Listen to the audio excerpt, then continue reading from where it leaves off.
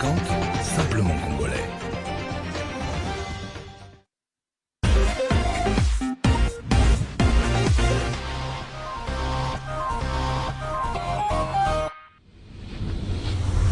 Voilà, alors quid des divergences des doctrines dans nos différentes religions, dans nos différentes croyances. Alors, nous allons parler aujourd'hui du salut, on va parler de l'angéologie, on va parler de beaucoup de points. Nous recevons pour vous le prophète Placide Massessé Bolamou. Bienvenue. Merci. Vous portez bien. Non, par la ça grâce fait longtemps que je vous ai reçu. Exactement. Par la grâce d'Elohim, tout va bien. Elohim. Alors, en fait, j'ai suivi. Vous ne citez pas Jésus-Christ, vous citez Yahushua HaMashiach.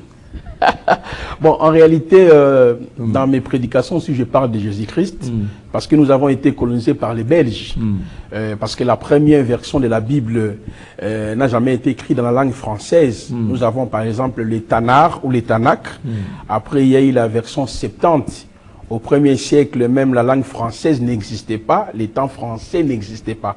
Lorsque l'ange est venu vers Marie, je pense que vous êtes un journaliste que nous tous nous aimons beaucoup, intelligent. Vous voyez, l'ange n'avait pas parlé qu'on lui donnera le nom de Jésus, parce que là, au 1er siècle, il y avait la langue hébraïque, la langue grecque et la langue arméenne.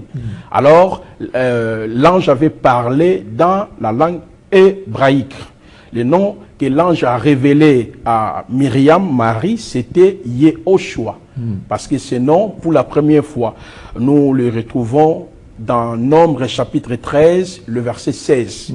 Lorsque Moïse est arrivé au soir de sa mission, il va donner ce nom-là à Osée, que nous appelons Josué. Dans Nombre 13, 16, le texte nous dit en hébreu, Ele Shemon a Anashim Vaigra Moshe Binun Yehoshua. Et donc lorsque nous sommes en train de dire Yehoshua, moi, j'empêche pas les gens de dire Jésus parce que moi-même aussi, je prêche au nom de Jésus. Il y a eu des guérisons, il y a eu des miracles au nom de Jésus. Mais néanmoins, après les études approfondies des textes hébraïques, et je préfère beaucoup plus de rester dans ces noms parce qu'il y a une signification. Chaque nom nous renvoie à l'origine, aux détails. Par exemple, quand on dit Jésus, il n'y a pas une explication claire. Mais lorsqu'on dit Yehoshua, et dans le nom Yehoshua, on voit Yod, He, Vav, E, les tétagrammes. Les noms par lesquels Yahweh a révélé au prophète Moïse dans Exode chapitre 3. Ça dit Yehoshua veut dire Yahweh sauveur, Yahweh salut, Yahweh rédempteur. Donc voilà, en quelque sorte, quand je commence même mes émissions, je dis toujours Baruch Ata Adonai Eloheinu melech haolam Yehoshua, l'unique et le véritable Hachem. Mais c'est là, je n'empêche pas les gens de prononcer Jésus. Par exemple, dans mon ouvrage sur l'angéologie biblique face à la Kabbale juive, le nom Jésus est cité. Mais il y a certains ouvrages où je restaurais le nom qui nous a été révélé. Parce que tout à l'heure, vous avez dit les tétragrammes, oui, beaucoup plus utilisés dans la Kabbale juive. Alors vous ne voyez pas qu'avec ça, les gens ont beaucoup plus peur quand vous parlez Yahushua HaMashiach. Ils disent non, ce sont des kabbalistes, ces gens-là. Très bien. En fait, la Kabbale, c'est un mouvement religieux juif. Il y a deux formes de la Kabbale. Il y a la Kabbale négative, parce que le mot Kabbalah vient de l'hébreu qui veut dire connaissance, réception, savoir. Dans la culture juive, les rabbins, les savants juifs qu'on appelle les rabbins, les massorètes, ont mis en place des approches méthodiques pour interpréter le mitzvot qu'on appelle la Torah. Il y a les 4 approches méthodiques. On parle de Rems, Midrash ou bien Midrashim, et puis il y a Sold. Donc Peshat, il y a Peshat, Rems, Midrash ou Midrashim ou Sold. Le solde veut dire Kabbale. Kabbale veut dire connaissance, réception. C'est comme nous, lorsque nous exploitons la parole, par exemple, tu dis, tabernacle que Moïse avait construit là, c'était l'image de Jésus-Christ. C'est ce qu'on appelle Kabbale. Là, ça c'est la Kabbale comme étude de la loi. Mais il y a aussi la Kabbale comme l'aspect ésotérique. Dans l'aspect ésotérique, là on définit la Kabbale étant l'univers et Elohim. Et il y a maintenant les entités qu'on appelle les 72 génies de la Kabbale, où on peut invoquer les anges là, commander les anges là. Mais comme ce sont les Juifs, et ils connaissent les créateurs par le nom Yahweh, Adonai, El Shaddai, ils ne peuvent pas invoquer, n'est-ce pas, les créateurs à Lingala, par exemple, Nzambe, Unzakomba, Mungu. C'est pour cela ils utilisent aussi les tétragrammes parce qu'ils sont juifs. Mais en réalité, il ne s'agit pas du créateur et sauveur. Alors, il s'agit de qui alors? D'un démon? Il s'agit de génie, parce que dans la tradition kabbalistique, on dit lorsque Adam fut créé, Elohim avait donné un livre à Adam qu'on appelait le schéma féroce. Et à travers ce livre, Adam avait les schémas féroces sont les siffrotes. Exactement. Et donc c'est plus proche, mais il y a d'abord les schémas féroces et puis il y a l'arbre kabbalistique là. Alors dans ce livre-là qu'on appelle les schémas féroces, c'est là où Adam avait la connaissance de manipuler les 72 génies de la Kabbale. Adam, ou les 72 anges saints, ou les 72 Elohim. Mais quand le péché est entré dans les jardins d'Éden, selon la tradition kabbalistique, il y a eu un ange qui s'appelait Iriel, qui est venu confixer les livres, entre guillemets, Yahweh aurait donné à Adam et Ève. Et comme Adam avait reçu cette connaissance-là, il a commencé maintenant à transmettre ça oralement, ce qu'on appelle Kabbalah. Donc, dans la Kabbale, c'est une doctrine, je dirais même pernicieuse, qui est basée sur la connaissance de l'univers et l'invocation des entités. Ce sont des démons en réalité. Parce que dans la Kabbale, on vous dira qu'il y a 72 anges de l'abîme. C'est ce qui compose le gouvernement satanique. Et ces 72-là opèrent sur 4 éléments, terre, feu, air, vent. Et il y a aussi 72 génies de la Kabbale. C'est pour cela un kabbaliste est celui qui entre en contact avec les génies. Il a la possibilité aussi d'utiliser le nom Yahweh. Parce que le diable, dans les jardins d'Éden, pour égarer Adam et Ève, et le diable ne s'est pas présenté devant Yahweh, devant Adam pour dire je suis Satan. Il a dit Dieu a-t-il réellement dit? Il s'est servi toujours du nom de Dieu. Donc c'est pas parce que quelqu'un qui dit Yahweh, El Shaddai, Elohim, cela veut dire qu'il est dans la Kabbale. Non. Là, il est par contre dans la restauration de vrais noms que Yahweh a révélés aux êtres humains au cours de l'histoire de l'Église ou au cours de l'histoire de la Bible. Dans le livre de Michée, chapitre 4, le verset 5, la parole nous dit « Chaque nation marchait au nom de son Dieu. Comme chez nous, le Bakongo dit Nzambi, le Swahili dit Mungu. Mais les créateurs avaient ces noms d'auto-révélation. El Shaddai, Elohim, Adon, Adonai. Mais les kabbalistes aussi utilisent les mêmes noms. Le même nom. Comme c'est un mouvement juif. Mais au-delà de cela, il y a la connaissance, c'est-à-dire la possibilité de pouvoir entrer en contact avec les 72 génies de la Kabbale. Voilà un peu la différence. Voilà, et les kabbalistes utilisent beaucoup plus les livres d'Enoch. Exactement. Mais et pourquoi? Et pourquoi les églises d'aujourd'hui ne veulent pas aussi utiliser ce livre-là? Parce que quand vous voyez, il y a certaines réalités qui s'apparentent être vraies. Bon, en réalité, ce sont des livres qu'on appelle apocryphes ou deutéro-canoniques. Parce que le mot canon, ça vient du mot grec qui veut dire seulement règle. C'est-à-dire ce sont des livres qui n'étaient pas en règle sur base de mitzvot, c'est-à-dire la loi que Yahweh avait révélée au prophète Moshe. C'est pour cela, à partir du 4e siècle, lorsque l'empereur romain a demandé à Jérôme, qui fut le premier à traduire les textes grecs, c'est-à-dire la version Septante, ainsi que les Tanakh, l'Ancien Testament, dans la langue latine.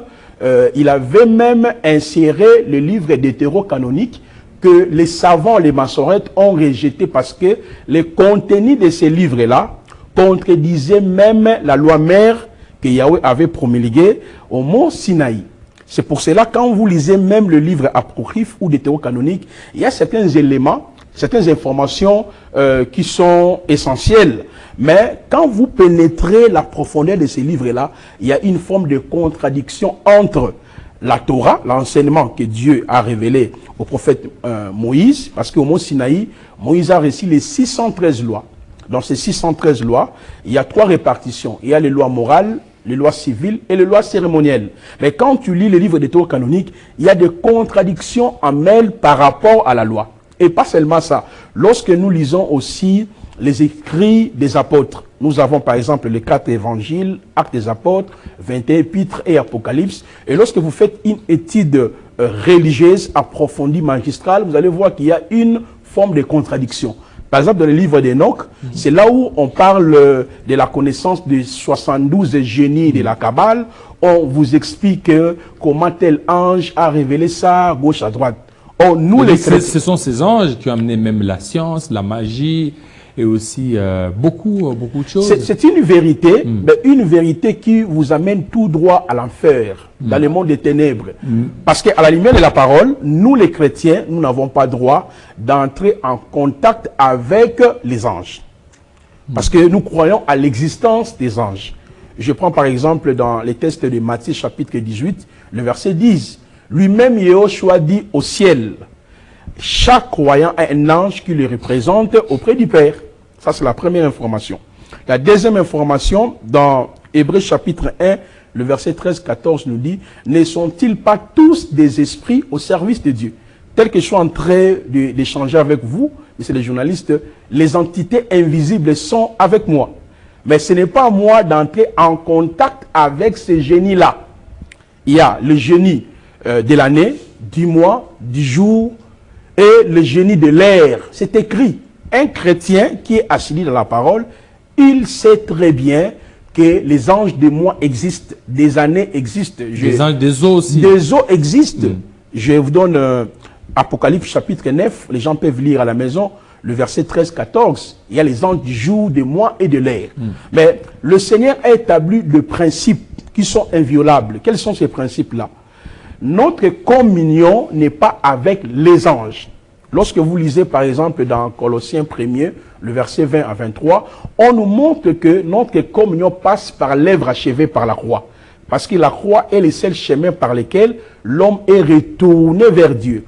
Mais le Seigneur Jésus-Christ, Yeshua HaMashiach, est le seul chemin par lequel Dieu est venu sur la terre.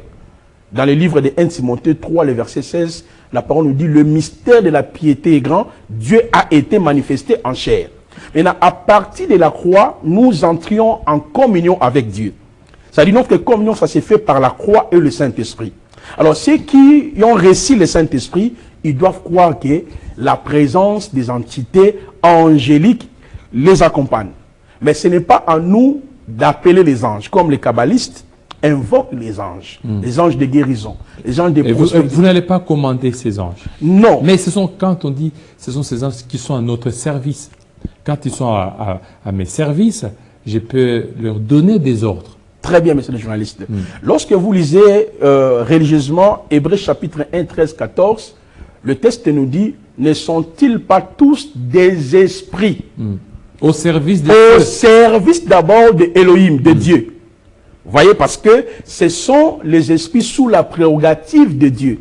En deuxième lieu, on nous dit, envoyés en faveur de ceux qui doivent hériter et salir.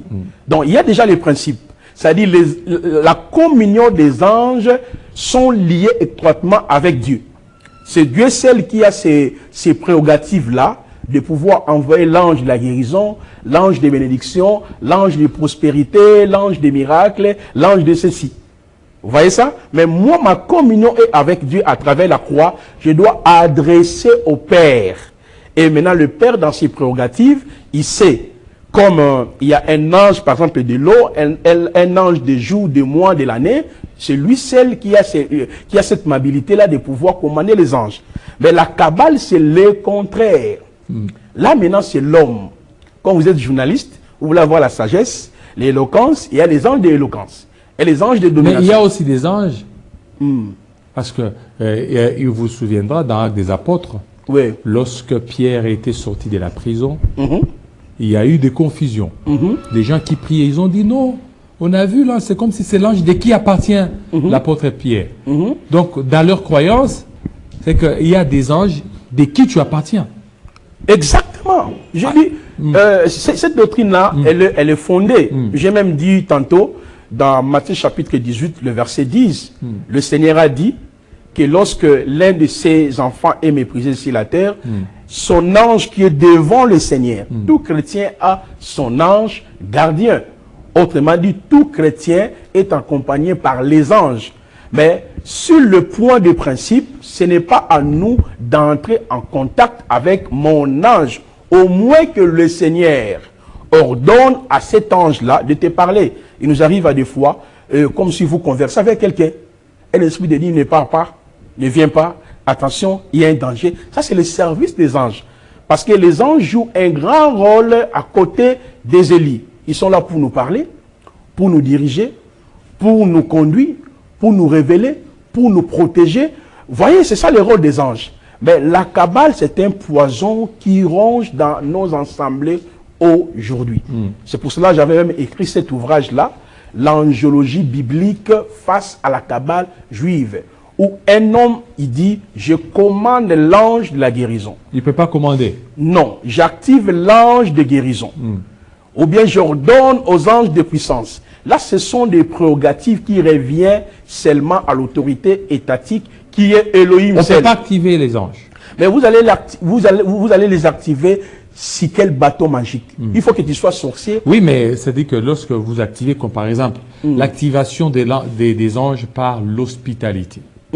La Bible dit plusieurs de ceux qui ont exercé l'hospitalité ont logé les anges dans leur maison. Exactement. C'est qu'on peut activer maintenant, vous voyez, par l'hospitalité, comme a fait Abraham lorsqu'il a reçu les anges dans sa maison. Donc, on peut activer aussi. Très bien. L'activation des anges ou commander les anges, ce sont des expressions d'abord bibliques. Oui. J'ai dit, ce sont les esprits sous l'égide de Dieu, celles qui peuvent les activer.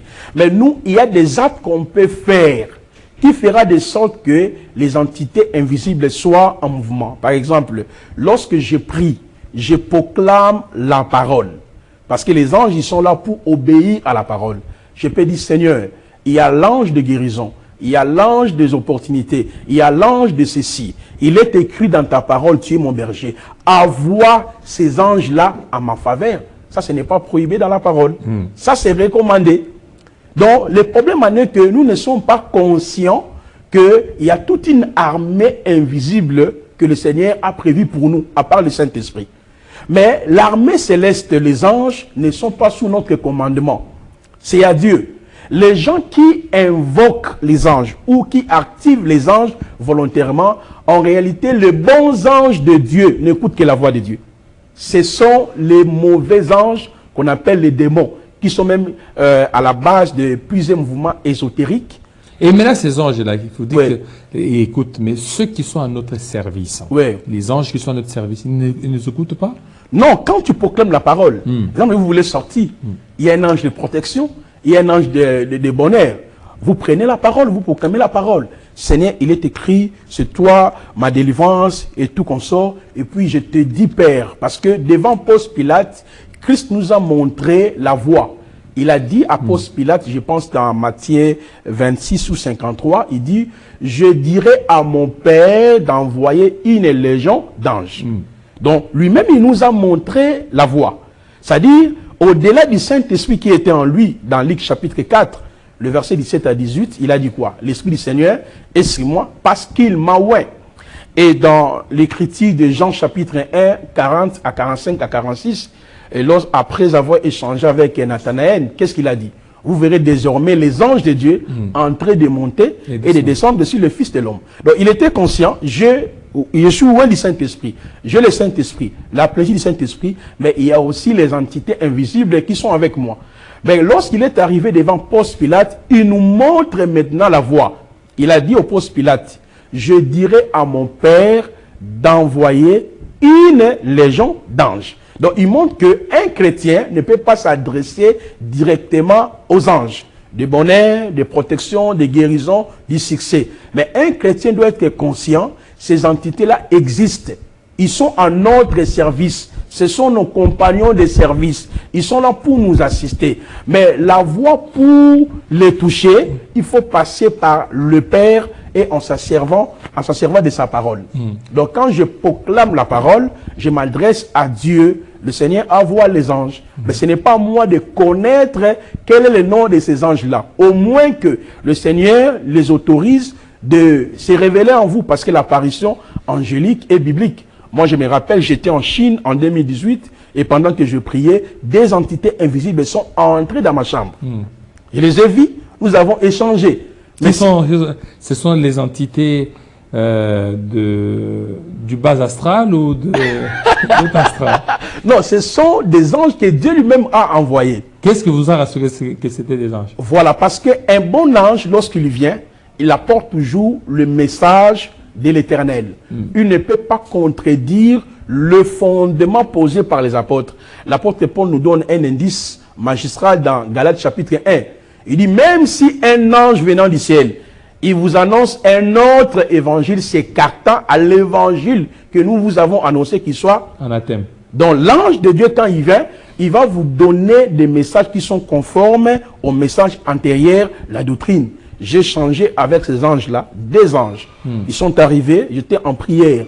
J'ai vu la fenêtre s'est cassée et directement, l'ange et les anges sont entrés. Et moi, je priais, je les ai vus comme ça, comme je vous vois. La fenêtre s'est cassée. C'est-à-dire qu'il y a eu un vent, oui. Et puis, voilà, les fenêtres se sont ouvertes directement. Voilà, c'est ce que je voulais dire. Et les anges sont entrés. Et quand ils sont entrés, nous avons échangé avec eux. Sur quoi?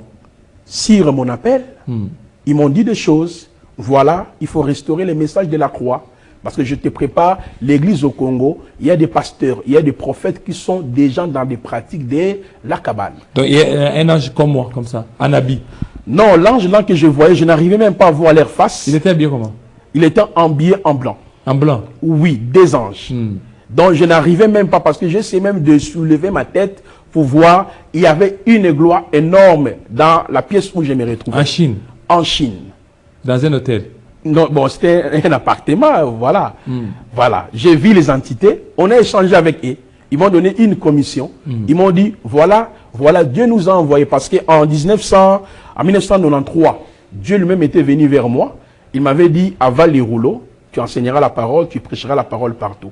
En 2003, Dieu lui-même est venu vers moi. Maintenant, en 2011, c'était la confirmation de mon mandat. Et Dieu les a confirmés par le biais des anges. Et mais maintenant, dans la Kabbale, c'était à quelle année? Voilà, la Kabbale, là, c'était en 2013. Là, je me suis retrouvé dans la pratique de la Kabbale juive. C'est là où on commandait les anges. C'est là où on invoquait les anges. C'est là où on libérait les anges. C'est là où on portait des talites que vous voyez, entre guillemets, les hommes de Dieu du Congo, ils ont des talites, les talites gadol, les grands talites. Il y a des kippas, on se servait des chauffards, il y avait des chaînettes, il y avait des bagues, on se servait de ces choses-là. Donc 2013, 2014, 2012, ce sont des moments où j'ai passé des temps dans la Kabbale. C'est pour cela que j'essaie de distinguer, ça c'est un ange, un mauvais ange. Parce qu'un mauvais ange va te pousser de l'adorer, de l'invoquer, de l'appeler. Il te dira, si tu as tel problème, il faut faire appel à moi. Voici les formules à faire. Voilà comment tu vas faire. Il faut acheter parfum, il faut acheter une bougie, il faut avoir un sang, il faut répéter tel verset plusieurs fois et tu me verras. Là, déjà, c'est prohibé dans la parole. Et les anges kabbalistiques et les bons anges, comment vous les avez, vous les avez cernés? Très bien. Les anges de la Kabbale, en réalité, d'abord, ce sont des anges de Dieu. Parce que ce sont les esprits que Dieu a créés. Vous voyez, dans l'Apocalypse chapitre 12, lorsqu'il y a eu la précipitation de Satan sur la terre, on dit ça qui a entraîné le tiers des étoiles. Donc d'abord, ce sont des bons anges, mais qui ont suivi la voie de Satan. Quand vous voulez invoquer une entité angélique dans la Kabbale, tout dépend de ce que vous voulez. Est-ce que vous voulez son apparition physique ou vous voulez sa présence? Parce qu'il peut se présenter comme une flamme de feu ou un vent, ou vous attendez la voix. Tout dépend de ce que vous voulez faire. Si vous voulez voir aussi l'ange physiquement, tout dépend des formules que vous allez utiliser. Parce que dans la Kabbale, il y a 72 anges qui sont répartis aux 9 cœurs angéliques. Il y a les anges de Bina, il y a les anges de Verti, il y a les chérubins, il y a les archanges, il y a les anges de puissance, de dignité, de seigneurie. Ce sont des catégories des anges. Mais tout dépend maintenant de la personne qui entre en contact avec ce génie-là. Vous voulez quel ange? Gabriel, Michael, Iriel, voilà. Et vous voulez que leur manifestation, c'est-à-dire qui se manifeste par quelle forme? Vent ou physiquement? Tout dépend maintenant de la sensibilité de la personne. Par exemple, un ange peut se présenter ici avec plusieurs têtes, comme les 4 êtres vivants. Il existe aussi dans la Kabbale, mais vous allez fuir.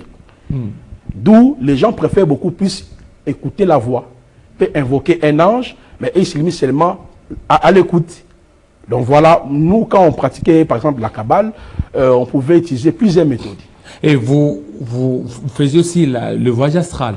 Mais exactement, parce que Kabbale, dans la Kabbale juive, on parle de plusieurs corps. Il y a le corps bouddhique, il y a le corps astral, il y a le corps causal, il y a le corps mental, il y a le corps ésotérique, il y a plusieurs corps. C'est quand vous quittez votre corps, parce que l'homme est trichotomique selon nous. L'homme est composé du corps, il y a l'esprit, il y a l'âme. Mais Kabbale parle au moins de 8 corps. Corps bouddhique, mental, causal, ésotérique, astral. Maintenant, il y a certains enseignements, il faudrait que la personne puisse utiliser le corps, n'est-ce pas, astral, pour aller maintenant soit dans le monde des archanges, ou dans le monde des binans, dans le monde des anges dévertis, pour apprendre, ou bien aller vers les esprits de juste qui sont parvenus à la perfection. C'est là où même les gens invoquent les esprits des ancêtres. Donc tout dépend de l'initiation ou des niveaux que la personne atteint par rapport aux pratiques de la Kabbale que je considère des pratiques fétichistes. Vous voyez, c'est beaucoup de jeunes prophètes aujourd'hui sont dans ces histoires-là, de certains aînés, beaucoup de prophètes. Et c'est pour cela que le Seigneur nous a interpellés afin que nous puissions restaurer le message de la croix et en même temps de rappeler à l'Église, vous devez être conscient que vous avez les anges du jour, des mois, d'années. C'est à vous d'utiliser les recommandations bibliques pour que ces entités-là entrent en action. Mais ce n'est pas qu'un pasteur ou un magicien, un occultiste a été dit, pour ta protection, prenez le fil rouge, prenez par exemple cette eau, appelez telle entité, va t'aider. Ce sont Mais il y a des formules, il y a des gens qui font des formules pour tel ange, il faut faire ça pour activer tel ange. Il y en a, non? Exactement. Mais dans la Kabbale, tu ne peux pas invoquer un ange sans ces formules. Chaque ange a une bougie, pentacle, encens et tout consort. Il y a des prières. Et n'oublions jamais, les kabbalistes aussi se basent sur la parole. Sur les textes. Toutes ces invocations-là ne fait qu'au nom de Yahweh Elohim. En utilisant soit des psaumes, Exode et tout consort, maintenant ils vont commencer à appeler ces entités afin que ces derniers entrent en action. Mais en réalité, ce ne sont pas des bons anges de Dieu, ce sont les démons qui sont en action. Parce qu'eux aussi, lorsqu'ils agissent au nom de Jésus. Mais lui-même a dit dans Matthieu chapitre 24 que plusieurs viendront à mon nom. Ils vont chasser les démons. Même dans Matthieu 7, il dit ils feront des miracles. Ils vont prophétiser, guérir les malades à mon nom. C'est la sélection. C'est pour cela, lorsque déjà quelqu'un vous dit d'appeler telle entité, tel ange, ou mon ange s'appelle tel, je l'appelle, je suis en collaboration avec lui, je le libère, je le commande. Comprenez que c'est quelqu'un qui est dans les pratiques fétichistes. Et l'ange, tel qu'il est là, est-ce qu'il y a un ange qui vous ressemble? Bon, bibliquement parlant, nous n'avons pas ces informations-là. Mais dans la Kabbale, il y a la possibilité, on appelle ça ange gardien, votre doublure. Votre jumeau. Exactement, c'est pour cela qu'on parle de doublement. Je peux être ici en train de faire l'émission, mais mon ange prend ma forme, mon corps, il est en train d'effectuer certaines choses. Mais est-ce qu'il n'y a pas d'ange qui vous ressemble? Je reviens par rapport au verset là, de Actes des Apôtres, où l'apôtre Pierre, quand les gens priaient, ils ont fait une confusion. Ils disaient que non, ce n'est pas l'apôtre Pierre, non, celui-là, c'est l'ange de l'apôtre, parce qu'il lui ressemble. Très bien. Donc pour dire que il y a des anges qui vous ressemblent tel que vous êtes là. Non, ça c'est la croyance. N'oublions jamais, monsieur le journaliste, l'Église a vu le jour dans une circonstance où les Juifs étaient déjà dans la pratique de la Kabbale. Déjà. Je vous l'ai dit, Jésus-Christ a trouvé déjà Israël dans la pratique ou dans le pratique de la Kabbale. Donc la Kabbale est venue même avant Jésus. Mais bien sûr, Christ a trouvé Israël. Lorsqu'il dit dans Matthieu chapitre 15, 1 à 3, au profit de vos traditions. Parce que la Kabbale, c'est quoi? C'est la tradition orale. J'ai parlé de sa source qui commence par les jardins d'Éden. Les autres qui pensent que c'est une fusion de la magie qui vient de l'Égypte et de Babylone. Les autres qui pensent que la Kabbale, en réalité, découle des mots Sinaï. Parmi les 613 lois, qui sont les lois écrites que Moïse avait reçues, il y avait aussi les lois orales.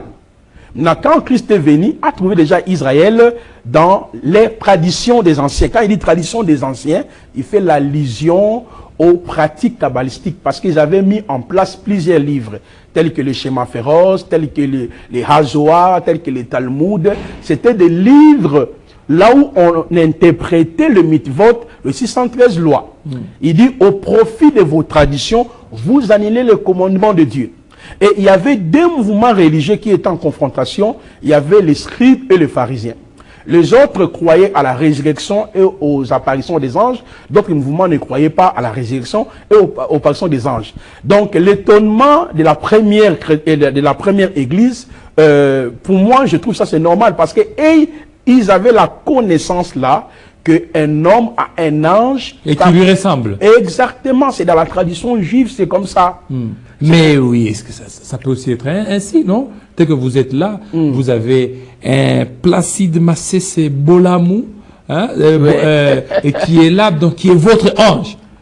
Tel qu'on vous voit là, vous ressemblez à votre ange. Non, bibliquement parlant, le fondement là n'existe pas. On n'a que des tests, comme j'ai dit Matthieu 18, 10.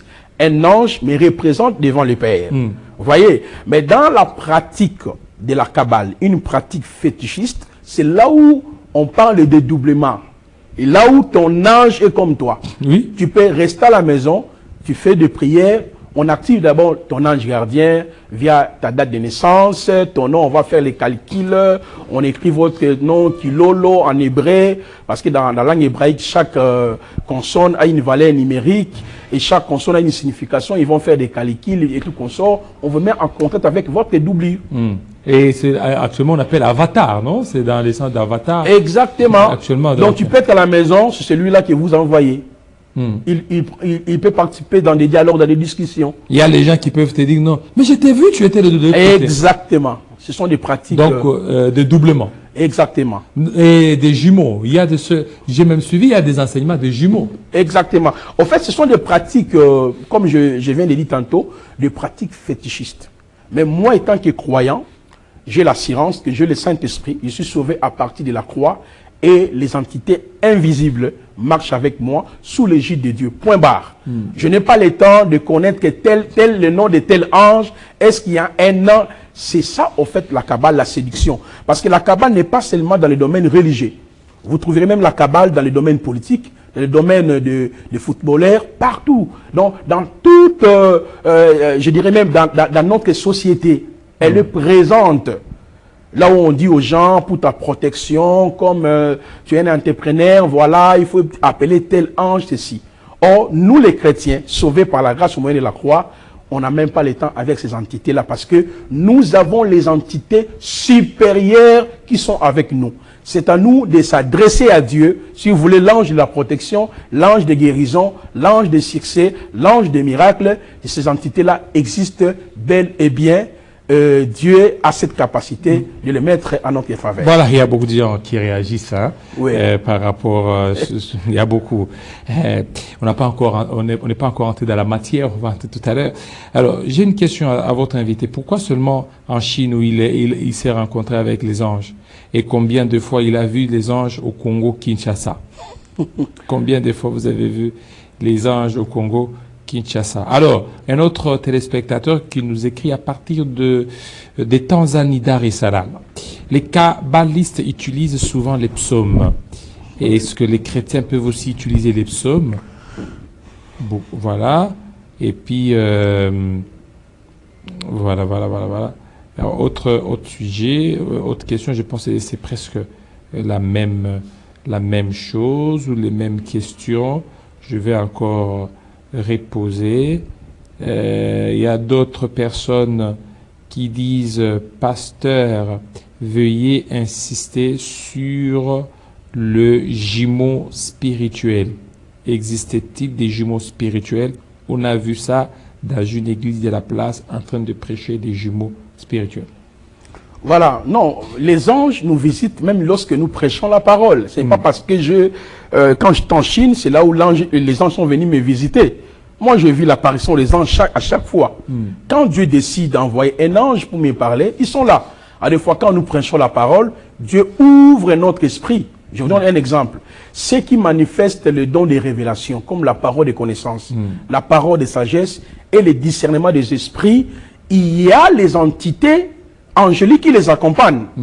Quelqu'un est en train de vous donner la parole des connaissances, il dit, pendant que je parle, je vois un ange. C'est-à-dire, Dieu ouvre son esprit et il voit l'apparition des anges dans la salle, ou un ange qui l'accompagne, qui lui montre, c'est-à-dire, il lui montre des visions, des messages, il donne des détails. Donc voilà, moi j'expérimente déjà l'apparition angélique, mais sous l'égide de l'Éternel lui-même qui contrôle ces entités. Voilà, d'autres a posé la question sur les psaumes. L'utilisation des zabours, même ceux qui pratiquent la magie islamique, ceux qui font les ruqya, ils utilisent aussi les zabours, les psaumes. Vous voyez? Alors, les kabbalistes, comme je l'ai dit dès le début, c'est un mouvement juif. Dans ces mouvements-là, pour séduire les gens, ils se servent de la parole. C'est la méthodologie que Satan a utilisée dans le jardin d'Éden. Dieu a-t-il réellement dit? Il vient au nom de Dieu, il ajoute. Maintenant, qu'est-ce qu'ils font, monsieur le journaliste? Ils prennent le 150 psaumes de David. Dans les 150 psaumes de David, lorsque vous lisez ça, il y a l'alphabet hébraïque. L'alphabet hébraïque a 22 consonnes, et puis il y a 5 consonnes qui ont des formes finales. Alors, ils prennent maintenant l'alphabet hébraïque dans les 150 psaumes de David. Qu'est-ce qu'ils font? Ils vont maintenant répartir le psaume de David par rapport aux 72 génies de la Kabbale. Par exemple, pour ta guérison, on te dit répéter psaume 7 fois. Il faut avoir l'encens, il faut avoir l'eau. Maintenant, tu vas faire ça à partir de minuit. Là, on appelle ça la numérologie. Vous voyez, la numérologie ou l'astrologie, ou la numérologie, parce que la numérologie vous renvoie sur les calendriers linéaires des anges. Quand déjà un prophète te dit, répétez ça 20 fois, 10 fois, 7 fois, à telle heure, pour ta guérison, pour ta protection, il vous met maintenant en relation avec les entités invisibles. Nous, les chrétiens, Dieu nous a montré dans la parole, Jésus-Christ a résisté à Satan dans Luc chapitre 4, et il a utilisé la parole. Je peux utiliser le psaume quand je prie, Exode, Deutéronome, toute la Bible, parce que la Bible, c'est la parole de Dieu. Je peux prendre psaume, Exode, Deutéronome quand je prie. Mais un pasteur qui pratique la Kabbale, lui, il vous donne des heures, des jours, que pour ces problèmes, tu vas lire le psaume, exemple 25, 7 fois, ou 18 fois. Il faut regarder la ligne, le soleil, les mouvements, répéter ça. Et quand vous allez lire ça aussi, il y a aussi des résultats. Tu verras peut-être aussi que vous avez trouvé la réponse par rapport à tes problèmes. Parce que le diable, c'est un menteur. Ce qui ne peut pas imiter, c'est la puissance de la résurrection et le Saint-Esprit. Mais tout ce qui est lié au don spectaculaire, le diable le fait. Donc ce sont des pratiques que l'Église aujourd'hui, même dans mon ouvrage sur l'angélologie biblique face à la Kabbale, j'en ai abordé. On va te dire, prends le psaume, prends l'eau, prends l'huile, applique ça, répétez ça 20 fois, 15 fois, 6 fois. C'est lui qui vous dit ça, il vous met en relation avec les entités invisibles. Or, la parole nous dit dans Deutéronome 18, 11, n'allez pas auprès de ceux qui invoquent les esprits, parce qu'un ange, c'est un esprit.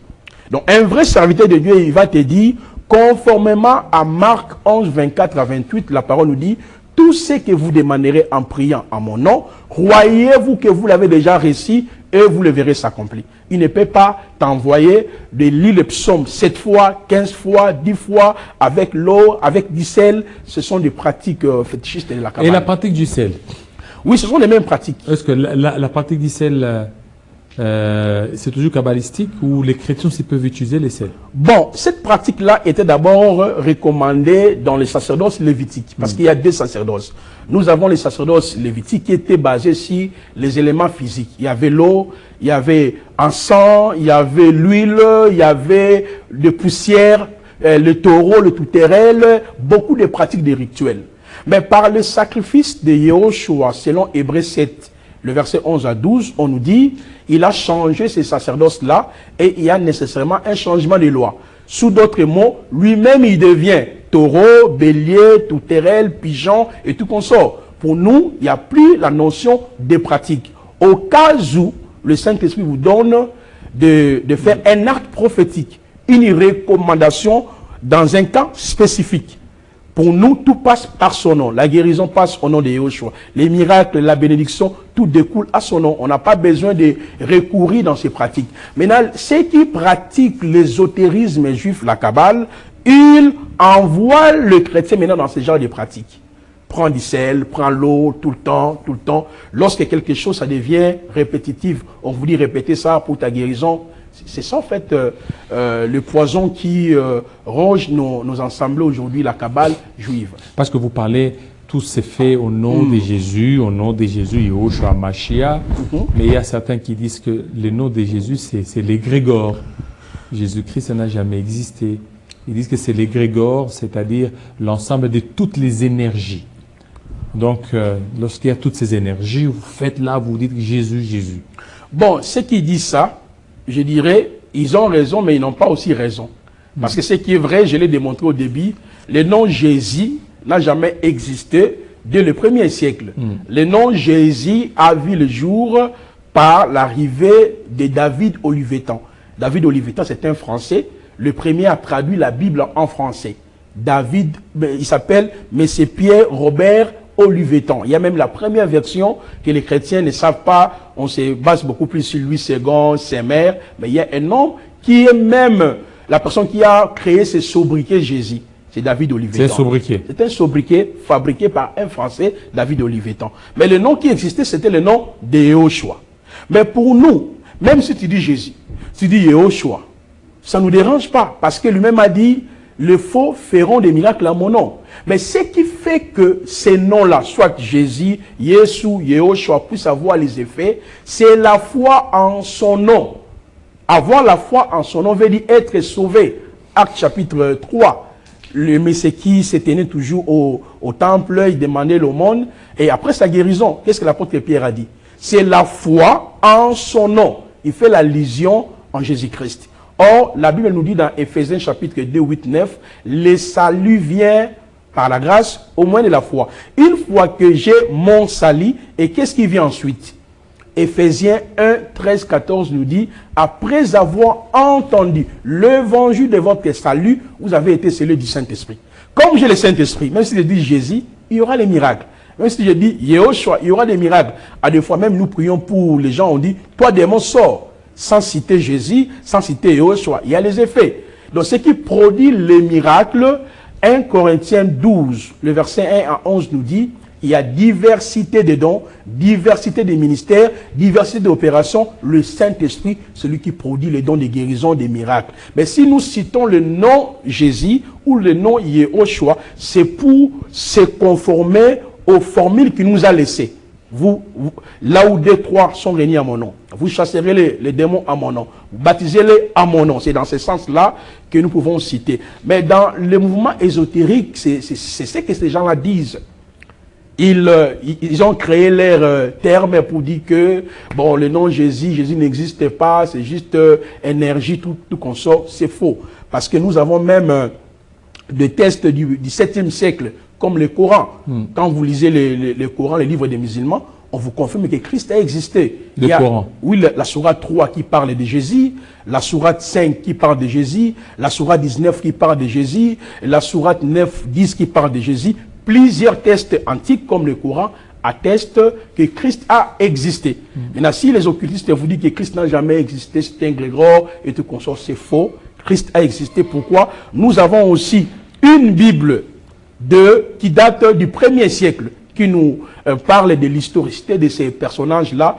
Et nous voyons même les effets lorsque nous prononçons ces noms. Jésus-Christ y est au choix, il guérit, il agit, parce que nous avons son esprit en nous. Voilà, avant qu'on parle du salut, il y a un téléspectateur qui nous écrit à partir de l'Ouganda.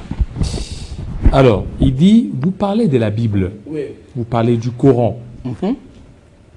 Il y a eu une date pendant laquelle ces ouvrages ont été écrits. Avant l'écriture de ces ouvrages, il y avait des textes qui étaient là.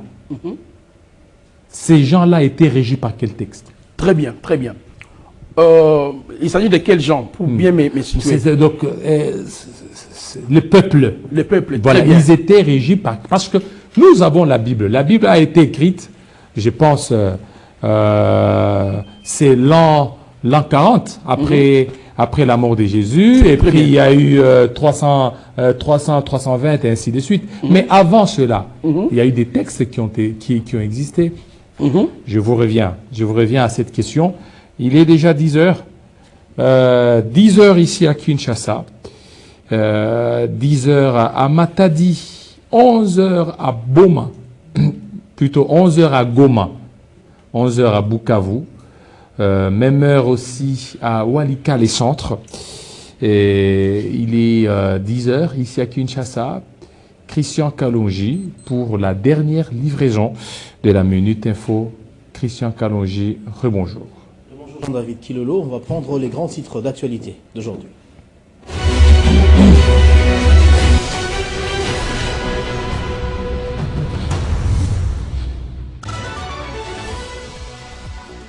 Les troupes de la SAMI d'IRC ne quitteront la ville de Goma qu'après le retrait du M23 AFC des territoires occupés. Déclaration de la patronne des affaires étrangères congolaise. La ministre Thérèse Kayikwamba l'a dit au micro de Radio France Internationale alors que la polémique enfle encore quelques jours après que les rebelles ont signé un accord avec les troupes de la SADC.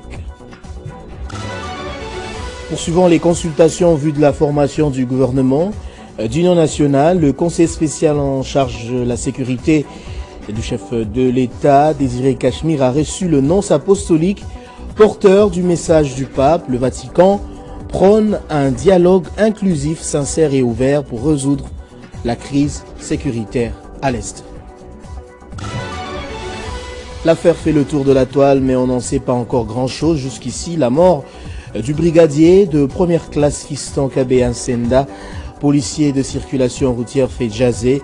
La police nationale congolaise a pris la parole pour rappeler à ne pas céder à la désinformation et annonce l'ouverture d'une enquête pour élucider les vraies circonstances de son décès.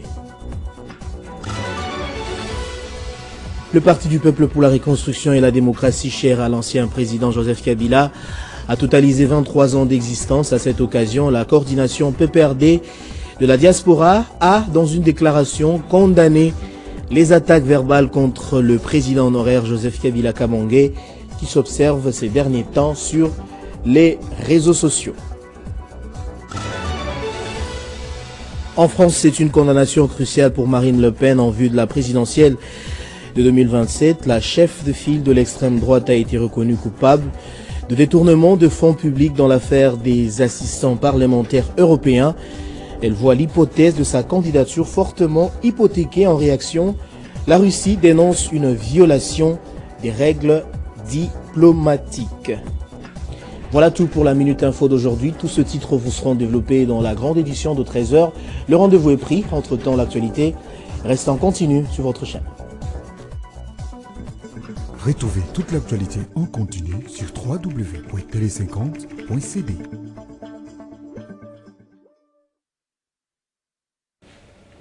Voilà, merci à toi Christian. Anniversaire de Madame Grenadine Mafuta, de la part de Ludo Caméra. Ludo, des bonnes choses à toi, mon frère. Et joyeux anniversaire à Maman Grenadine Mafuta. Maman Grenadine Mafuta, que du bonheur, que du bonheur, que du bonheur. Il y a beaucoup de messages par rapport à l'apparition des anges. Parce que là, nous sommes... Donc, si vous voulez avoir beaucoup d'informations, c'est l'angéologie biblique face à la Kabbale juive. C'est écrit par lui-même le pasteur. en géologie biblique face à la Kabbale juive. Vous pouvez avoir toutes les informations. Il a beaucoup expliqué dans cet ouvrage. Alors, vous pouvez certainement les consulter et puis le voir. Et comment les gens peuvent ça voilà. L'ouvrage est d'abord gratuit parce que chez nous, comme la parole nous dit, vous avez un récit gratuit, donné aussi gratuitement. Mais ils peuvent le télécharger via notre site internet. C'est-à-dire www.Institut biblique de Kinshasa, en émo. Voilà. Institut biblique de Kinshasa.org. Donc www.Institut biblique de Kinshasa.org. Ils peuvent entrer pour télécharger le livre sur l'angélologie biblique face à la Kabbale juive. Voilà, l'angélologie biblique face à la Kabbale juive. Oui. Vous pouvez certainement les télécharger. Beaucoup de gens aimeraient beaucoup plus savoir. Alors, ma question, c'était celle-là. La Bible qui a été écrite en l'an 30 après la naissance de Jésus, donc l'an 40 après la naissance de Jésus, et puis codifier tout ça. Mais bien avant. Tous ces peuples-là étaient régis par quel texte? Très bien. Et beaucoup de gens disent, alors ils priaient quel Dieu? Très bien. Allez. Merci, monsieur le journaliste. Pour répondre à cette question, nos pères de l'Église, c'est-à-dire les savants chrétiens, ont déjà tout relaté. Il y a même des ouvrages qui parlent de l'historicité de la Bible. Au fait, nous avons d'abord les écrits qu'on appelle les Tanakh. Les Tanakh sont les écrits de l'Ancien Testament. Moïse a écrit, lorsque vous prenez Exode 31, 32, 34, les tables filles brisées, Dieu lui a dit de monter, et puis Dieu a écrit. Oui. Alors, Jésus-Christ a trouvé déjà ce qu'on appelle les Tanakh ou les Tanars. Avant aussi l'arrivée de Jésus, il y a eu la version qu'on appelle Septante. Dans la version Septante, on a pris 70 génies, c'est-à-dire les gens qui étaient intelligents dans la communauté juive pour pouvoir traduire le texte hébreu dans la langue grecque. D'autres auteurs parlent des 72 personnes qu'on avait désignées pour pouvoir traduire les textes du Tanakh, c'est-à-dire les 39 livres que nous avons aujourd'hui dans nos mains. Jésus-Christ a trouvé la version Septante et les Tanakh. C'est pour cela que vous allez voir qu'il faisait toujours référence à ces livres qu'il a trouvés. Je vous donne par exemple quelques passages. Luc chapitre 24, le verset 44 à 46. Il dit, dans la loi, le psaume, le prophète, il est question de moi. Il a trouvé les écrits. Je vous donne aussi Jean chapitre 5, le verset 38 à 48. Il dit, vous sondez les Écritures, vous pensez en elles avoir la vie éternelle. Ce sont elles qui rendent témoignage de moi, car Moïse a écrit en mon sujet. Donc, il a trouvé les livres. Même dans Luc chapitre 4, on lui a remis les livres du prophète Yeshayahoum, le prophète Esaïa. Après avoir lu, il a remis les livres. Il a trouvé les livres. Maintenant, après ça, c'est que, donc, en fait, si le plan historique, ce qui complique les gens, c'est la compilation du Nouveau Testament. Le Nouveau Testament fut compilé en 3 temps. Je résume. Premièrement, au 1er siècle, il y a eu un homme qui s'appelle Marcion. Marcion était le disciple de Simon magicien. Celui qui a rassemblé quelques récits des écrits des apôtres. Il a rassemblé ça pour créer une secte où il disait il y a 2 dieux. Le Dieu de l'Ancien Testament, c'est un mauvais Dieu. Le Dieu du Nouveau Testament, c'est un bon Dieu. Il s'y référait sur les écrits des apôtres, parce que les écrits des apôtres circulaient déjà au 1er siècle. Et au 3e siècle, il y a eu le premier concile pour décider sur la canonisation des écrits du Nouveau Testament. D'autres écrits ont été écartés, tels que Apocalypse, tels que les Épîtres aux Hébreux, parce que dans ces textes-là, il y avait certains enseignements qui contredisaient la foi juive.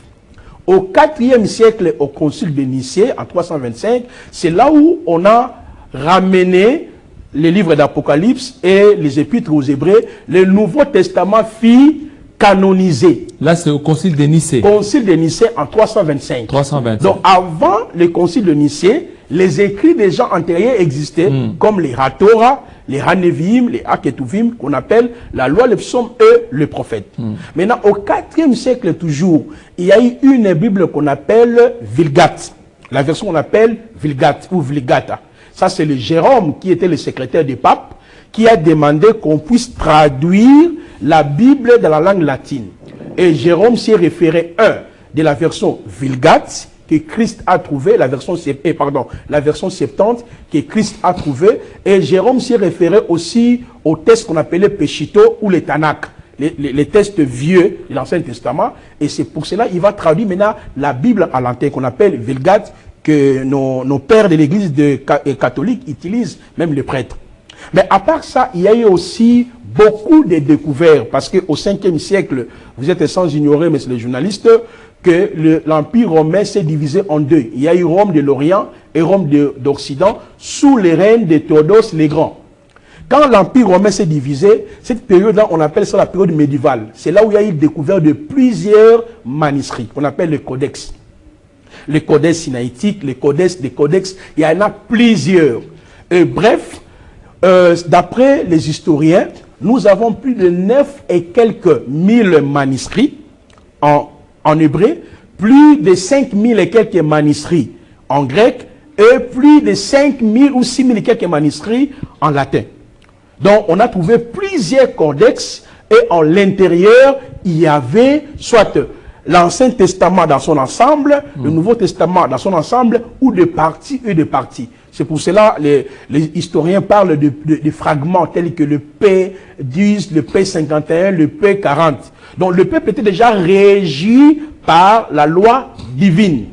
Donc la Bible, Biblos, veut dire seulement l'ensemble des livres compilés pour que nous puissions avoir ça aujourd'hui. C'est grâce à ces messieurs qui s'appellent David Olivetan, comme je l'ai expliqué. Le premier a traduit maintenant le texte en se référant sur l'hébreu, le grec et le latin pour les rendre maintenant dans la langue française. Voilà, un homme de Dieu qui nous écrit, Spray, il dit, qui nous parle un peu des langues des anges et des hommes.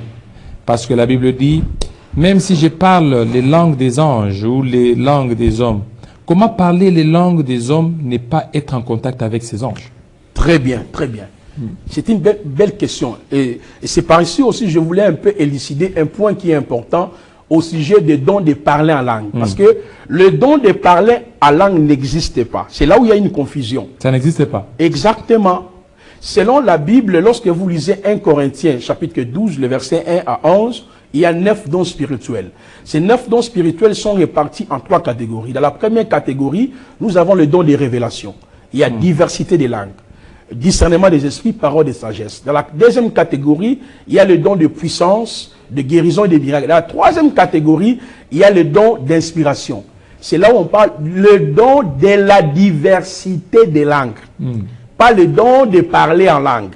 Le don de la diversité des langues. Maintenant, dans le don de la diversité des langues, on a des informations. Selon 1 Corinthiens 13, 1 Corinthiens 14, il y a les langues des anges qu'on appelle glossolalie. Dans les langues des anges, c'est là où il y a le parler en langue comme opération qui se retrouve dans le don de la diversité des langues. Il y a le don de prier en langue, c'est-à-dire il y a le parler en langue, il y a le prier en langue, il y a aussi chanter en esprit, glossolalie, et puis il y a les langues des hommes. Les langues des hommes, ce qu'on appelle zénolalie ou zénoglossie, c'est ce qui s'est passé le jour de la Pentecôte. Par exemple, moi je suis en train de s'exprimer en français, mais un anglais m'attend, un chinois, un brassavillois, et tout le monde m'attend. C'est ce qui s'est passé le jour de la Pentecôte. Donc là, ce n'est pas les parler langue. Ça, ce n'est pas... Là, c'est les zénololies.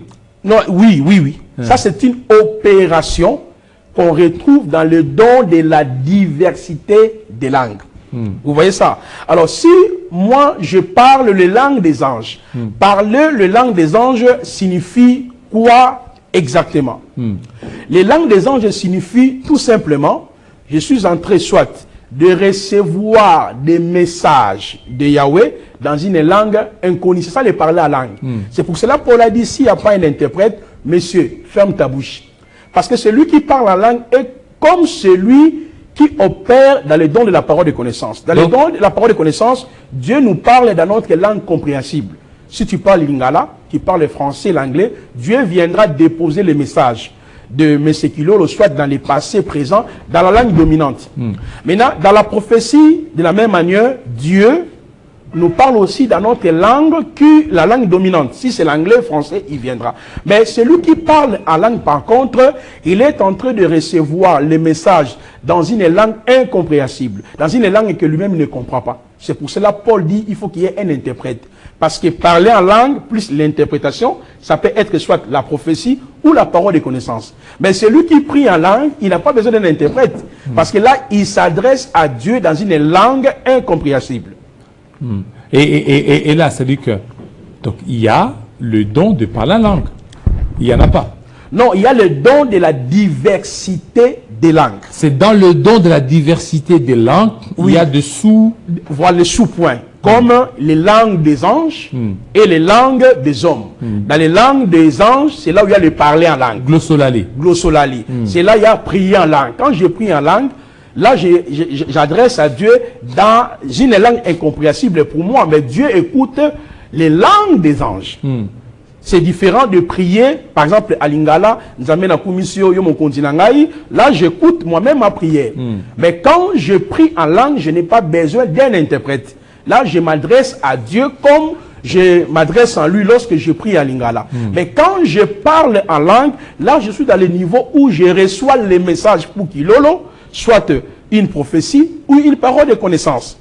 Donc, cela ne veut pas dire que quand quelqu'un expérimente le don de la diversité des langues, cela lui donne la possibilité de commander les anges, de prier les anges, d'invoquer les anges. Là, c'est vraiment une aberration. Voilà, là, c'est vraiment une aberration parce qu'il y a même de ces pasteurs, de ces prophètes qui commandent même les anges. Quand il pleut, il dit que je commande que la pluie cesse. Je ordonne aux anges de faire le Non, c'est un succès. Si déjà vous priez dans une église où le pasteur dit je commande les anges, je libère les anges, l'ange de guérison, l'ange de finance, ça c'est de l'occultisme. Le Seigneur a interdit cette pratique-là dans le livre des Deutéronomes, d'Évarim 18, 11. N'allez pas auprès de ceux qui invoquent les esprits. Nous avons un seul nom que nous pouvons invoquer. Il y a un autre téléspectateur qui nous écrit à partir des Zanzibar. Il dit, est-ce que le fait de prier Marie, ça fait partie aussi des kabbales juives? Bon, je ne vais pas me prononcer par rapport à la question pour ne pas avoir le problème avec l'Église catholique, mais d'une manière, par ricochet, je peux dire, vous savez, même la notion d'invocation des anges se retrouve bel et bien dans l'Église catholique. Il y a l'ange Iriel, l'ange Gabriel, l'ange Raphaël. En effet, ce sont les démons, le génie. Par exemple, on parle de Neven. Neven veut dire quoi? Les 72 génies de la Kabbale regroupés en 9 cœurs angéliques. C'est pour cela, ceux qui invoquent par exemple le génie de la Kabbale, qu'est-ce qu'ils font? Ils font appel aux ancêtres. Ils prient les ancêtres. Parmi les ancêtres, on peut prier Marie, on peut prier Élie, on peut prier tous ces mondes-là.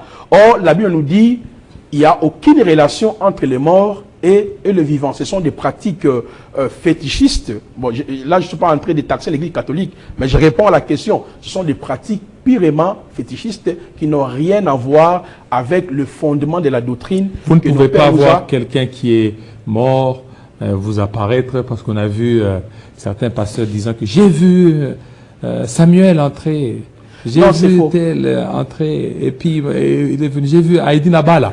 Non, si un pasteur te dit... Il dit, j'ai vu Haïdi Nabala. Non, je prends un exemple. Si un pasteur vous dit, monsieur Kilolo, il vous a vu là, tu n'es pas encore mort. Ça, c'est tout à fait normal. Mais une fois que vous êtes arrivé au soir de votre vie, le Seigneur vous a pris, c'est difficile de revenir sur la terre des vivants.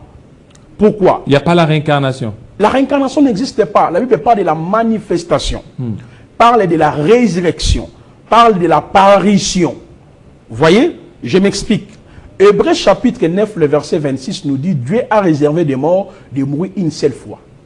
Élie, Moïse, Habakkuk, leurs esprits se retrouvaient d'abord dans le séjour des morts avant la venue de Jésus-Christ. Selon Apocalypse chapitre 1, le verset 17 à 18, après sa mort, il détient les clés du séjour des morts. Maintenant, où se trouve Élie, Moïse, Habakkuk? La parole nous répond. Dans Luc chapitre 23, le verset 43, Yéhoshua dit à ses brigands aujourd'hui, tu seras avec moi dans les paradis. C'est-à-dire, il se trouve où aujourd'hui? Élie, Moïse, dans les paradis. Maintenant, quand est-ce qu'il y aura l'apparition d'Abraham, de Samuel, de Élie? C'est au son de la trompette. Quand la trompette sonnera, L'archange. Là, voilà, c'est en ce moment-là, Élie va quitter le paradis provisoire, Moïse, Habakkuk, pour nous rejoindre, nous, l'église, l'épouse, à la rencontre de l'époux. Parce qu'ils vont participer au festin de noces de l'agneau, étant les amis de l'époux. Je vous donne les passages. Jean chapitre 3, le verset 28 à 29. Jésus a parlé des amis de l'époux. Qui sont-ils? Ce sont les prophètes de l'Ancien Testament. Parce que ces prophètes-là ont travaillé pour Christ. 1 Pierre chapitre 1, 10, 14 nous dit, les prophètes ayant prophétisé touchant la grâce qui nous a été réservée, ont fait de ces salis leur objet des recherches et des investigations. Voilà pourquoi, comme ils entendaient, ils espéraient en Christ, Christ devait aller les récupérer dans les séjours des morts. 1 Pierre chapitre 3, le verset 17 à 18. 1 Pierre chapitre 4, le verset 4 à 8. On nous dit, l'évangile a été annoncé aux morts. Et dans Éphésiens chapitre 4 et 8, on nous dit, il a ramené les captifs. Donc, qui est ce prophète-là? Il te dit qu'il a vu Samuel. Il a vu un démon.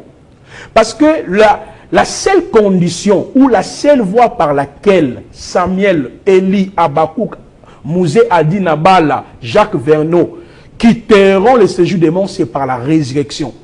Dans la parabole des riches, le riche et le pauvre Lazare, dans Luc chapitre 16, 19 à 32. Maintenant, que disait l'homme riche? S'il y a la possibilité, envoie pour parler à Moïse qu'il aille parler. Mais quelle était la réponse? Ils ont des prophètes. Les prophètes. Moïse et les prophètes. Ils doivent l'écouter. Autrement dit, ils ont la parole. Or, Dieu a prévu les seuls mécanismes pour ramener l'homme en lui, selon Romains 10, 4 à 9. Et lors de la transfiguration. Ah, très bien. Parce qu'on a vu Élie, ils ont vu, la Bible parle d'Élie ainsi que Moïse qui ont apparu. Et beaucoup de gens croient, ils disent que non, les morts peuvent être là, vous pouvez communiquer avec les morts. Regardez, les apparitions des ancêtres ou les apparitions des morts est biblique. Je l'ai dit, est biblique. D'abord, premièrement, c'est par l'enlèvement où tout le monde va quitter. Mais il y a un autre élément que vous venez d'ajouter dans Matthieu chapitre 26, le verset 52 à 53. Lors de la résurrection de Yeshua, on parle des ancêtres. Les gens qui étaient morts sont revenus à la vie, ils sont entrés dans la ville. Par exemple, moi, Placide, j'ai été peut-être décédé il y a, c'est là, 1000 ans ou 7 ans, quand Christ est ressuscité, quelques saints sont revenus à la vie. Ça, c'est, il y a la possibilité. Et ceci expliquait que celui qui détient maintenant cette fois-ci la clé de ce jour des morts. Maintenant, dans Matthieu chapitre 17 que vous avez évoqué, nulle part on nous dit que Jésus-Christ a invoqué esprit d'Élie ou esprit de Moïse. Alors, pour mieux comprendre Matthieu chapitre 17, 1 à 3, la montagne de transfiguration, il faut retourner dans Matthieu 16, le verset 24 à 28. Yeshua dit quoi? Plusieurs d'entre vous ne mourront point sans avoir vu le Fils de l'homme venir dans son règne. Or, nous sommes sans ignorer que le règne de Christ sera établi sur la terre après la bataille d'Armageddon. La bataille d'Armageddon, c'est le temps où le Seigneur viendra pour sauver la maison d'Israël. Parce qu'aujourd'hui, Israël est dans l'échelle mondiale. Il est entouré même de 10 tribus ou de 10 pays islamiques. Il est attaqué à chaque fois. La seule personne qui viendra mettre fin à ces actes insurrectionnels-là, que Israël est toujours en train de subir à chaque fois, c'est le Seigneur dans la bataille d'Armageddon. Maintenant, après ça, il va établir le royaume davidique, le règne de Christ. Maintenant, la transfiguration, c'est le prototype de ces-là, nous, là, les gens qui vont régner avec Christ dans le règne millénium. Parce que dans Matthieu 16, il dit quoi? 28 à 29. Plusieurs d'entre vous ne mourront point sans avoir vu le Fils venir dans son règne.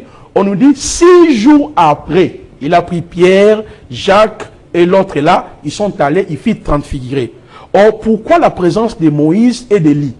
Parce que Moïse est le type de vivants en Christ qui seront dans les règnes de Christ. Élie est le type de... Moïse est le type de mort en Christ, parce que Moïse était mort, Dieu est venu le prendre. Mais Élie est le type de vivants en Christ qui régneront dans les règnes millénium. Parce que les gens qui vont régner sur la terre, parce que nous régnerons sur la terre pendant 1000 ans.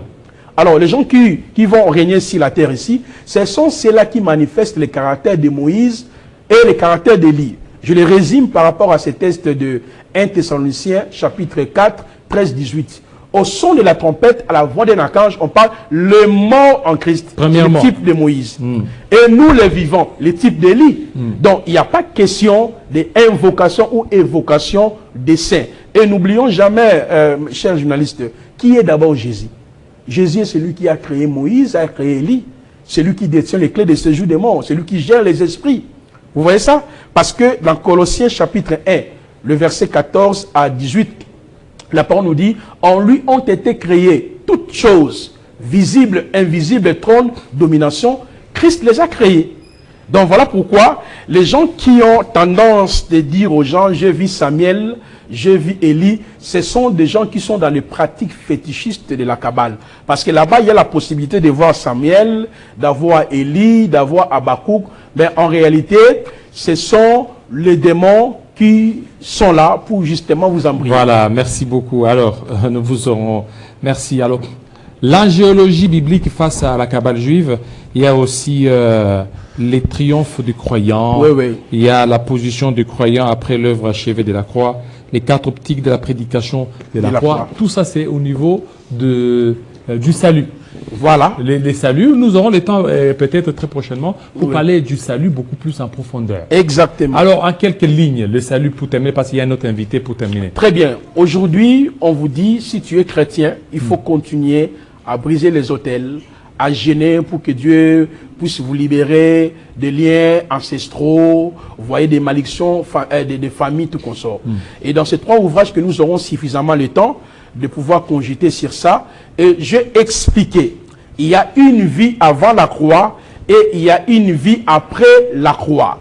Avant la croix, on s'est retrouvé sous ces quatre captivités, sous la loi du péché et de la mort.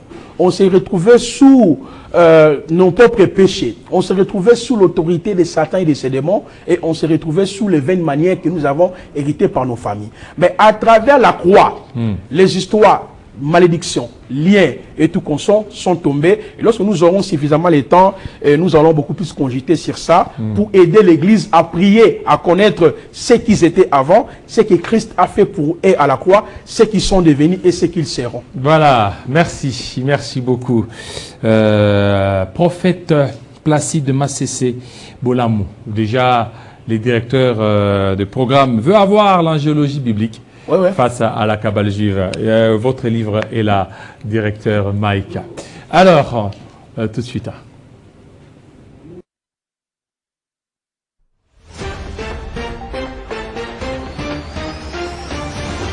Parce que nous vous aimons, nous vous donnons le meilleur.